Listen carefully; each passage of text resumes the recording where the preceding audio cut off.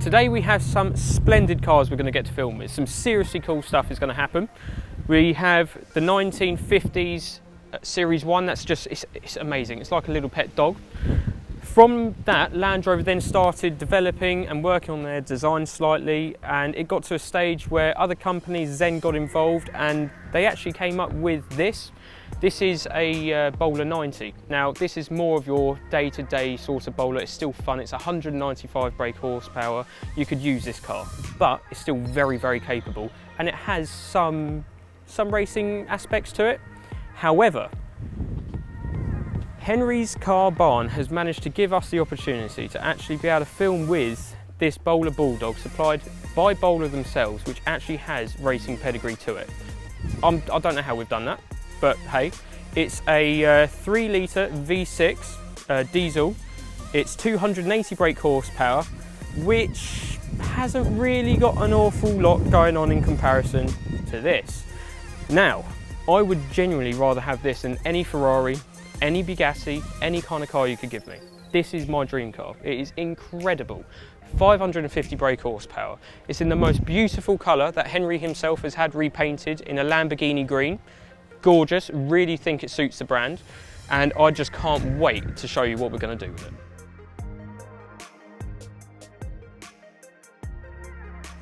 So, the EXRS, what can I say? 550 brake horsepower, Brembo, 6-pot calipers on the front. You're going to need that. You're going to need to stop the car. It does weigh 1800 kilos. That's light for this kind of car, but you know, you've got a lot of mass going. It's a quick car. You need to be able to stop it. I think Henry said it's 4.4 0 to 60. 4.4 seconds in 0 to 60 top. That's ridiculous. In a car that you've got 30 centimetres pretty much of suspension travel. This thing can off-road, you can slide it, you can do this, you can do that. And you can outdo a 911, 997 around the track. It's ridiculous. Anyway, we'll go around. Obviously you've got carbon fibre everywhere, racing fuel, filler cap style. Henry Car Barn, shout out, thank you for today. Really do appreciate it. Now the doors. Now I can't stress enough, I have never been near a Land Rover that has had a door that light. That's ridiculous. Absolutely ridiculous. I mean, you look inside, we've got the Kevlar / carbon fibre, everything going on. It's got that tin to it, so I think it's the Kevlar side of things. Look, the wind is blowing that door shut. Weighs nothing. So, inside the car, obviously it's all lightweight, we know about. We've got suede, or well, this isn't suede, but it's going suede. So he's got the most brilliant taste here. So it's green, we're going to have tan. It's going to be tan suede, tan on the dash, everything. So it's going to be really cool. Don't know if the orange is staying, but no, I'm in love with it. Absolutely in love with it. Now, getting in is a little bit difficult with a microphone on your bum, but we can live with it. Now, you've got the older Range Rover Sport sort of style. I mean, this is a 2015-ish kind of car, so you'd expect to see that side of things. We've got the Kenwood stereo and everything in here. Not that you're ever going to hear it with how loud it is, but what a car this is. What a car this is. These are the industrial sounds of a 3 litre diesel. That's right, a diesel. This is no ordinary Chelsea tractor though. This is the Bowler Bulldog Desert Spec. With wheel arches wider than an 80s pop singer shoulders and a ton of protection from underneath, this bright orange tank is made for rallying, and not just one rally either. It's competed in the 2018 Tuareg Rally, the 2019 Morocco Desert Challenge, and 3 rounds of the BXCC in 2019. It's safe to say it's a full rally car for the road. If you want something that will get you through everything life throws at you, you want this. I'm sat here comfortably with tan leather seats, full soundproofing and even surround sound. But don't be put off by all this luxury. This Defender 90 still has the same 2.2 diesel engine found in the last of the Defenders.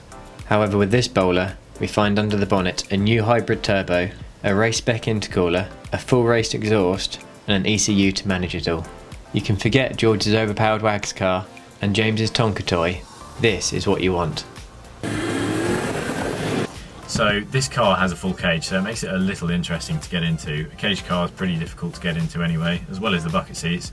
But being a Defender, this is quite a lot higher up, so it's actually quite difficult to get into. I'm used to the lower cars with the roll cages, but this is a high car with a roll cage. So, one leg in, slide the other in, give the door a good slam. Then the car has no keys because it is a race car, so over here you press the green button, this button, and it will turn on. You'll see Bowler on there, and now put on the brake, start button here, and she barks into life.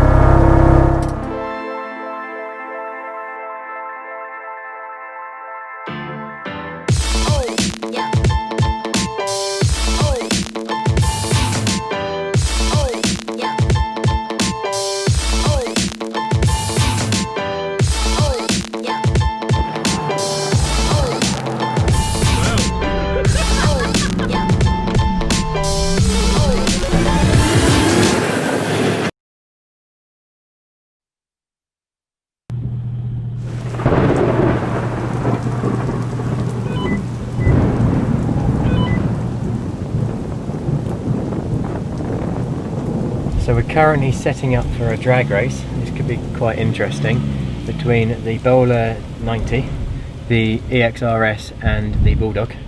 I mean, we all know who's going to win this, I'm sure, but it's going to be fun to find out, especially with the tyres situation on slippery grass, but it's inevitable. You'll see what happens.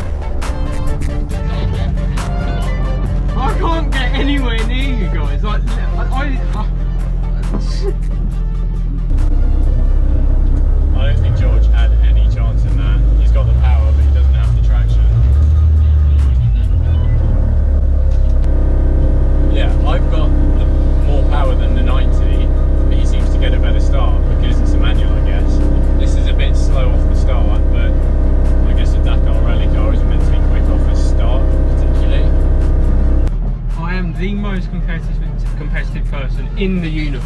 I have the most horsepower, the most expensive car, the coolest car, and I'm coming last every single go.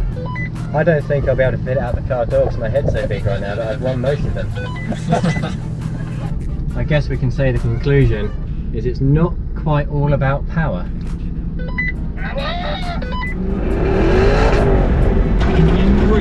It's so much fun. I'm loving it, and this is my dream car, don't get me wrong. I'm actually a little bit underwhelmed with how it performs next to the other two. The least amount of horsepower, and that's the difference of tyres. His tyres are so good. All terrain tyres are obviously gripping, but at the end of the day, it doesn't beat noise. It just doesn't beat noise to me. Love it. So much fun. So much fun.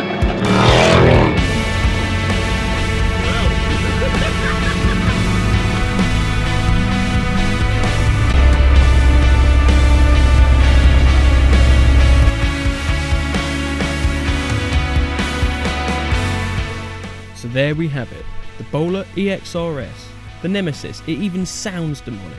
The name of it, it sums it up. It pops, it farts, it bangs, but all it wants to do is play with you. It encourages you to be an imbecile. The Bulldog is essentially an industrial tank, built so you physically couldn't stop it. It's made to do the rallies and just keep on going. The real surprise of today is the Bowler 90. It does everything. It even won our drag race. It just shows how capable this car is. That you can take it to the shops, you can put your dog in it, or you could even take it to your shooting club.